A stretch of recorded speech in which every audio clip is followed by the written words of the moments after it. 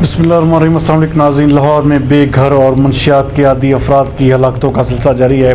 माह सितंबर के दौरान भी 28 अफराद जान की बाजी हार गए। हमारे नुमाइंदा खसूसी अहमद बिलाल बलोच के मुताबिक इस हवाले से drug advisory training hub Lahore ने माह सितंबर की रिपोर्ट भी जारी कर दी है। रिपोर्ट के मुताबिक बेघर अफराद की लाशें फुटपाथ, पार्कों और सड़कों के किनारे पाई गईं। कंसल्टेंट इंसदाद मंशियात मुहिम सैयद जुल्फ़कार हुसैन शाह ने रिपोर्ट पेश करते हुए बताया कि नामालूम अफराद की लाशों को लाहौर के मुख्तलिफ कब्रस्तानों में दफनाया गया। इस मौके पर वाइस चेयरमैन अदील राशिद, माहिर नफ्सियात Saima Shahzad, incharge school programme Syed Mohsin, senior registrar doctor Shoaib, doctor Ikram समेत दीगर भी शामिल थे।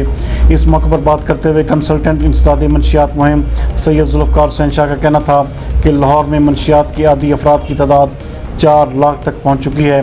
क्रिस्टल आइस, गुटखा, हीरोइन, कोकीन, हशीश समेत दीगर मंशियात का इस्तेमाल भी बढ़ रहा है और शहर में मंशियात के आदी अफराद की बहाली के लिए इलाज गाहों की अशद ज़रूरत है। इस मौके पर उनका मजीद कहना था कि लाहौर में सिर्फ एक हस्पताल सरकारी सतह पर मंशियात के आदी अफराद की बहाली के लिए काम कर रहा है। दाता दरबार और भाटी गेट के इलाकों में सबसे ज़्यादा नामालूम मंशियात के आदी अफराद की लाशें मिलती हैं। इस हवाले से हुक्काम को सोचने की ज़रूरत है।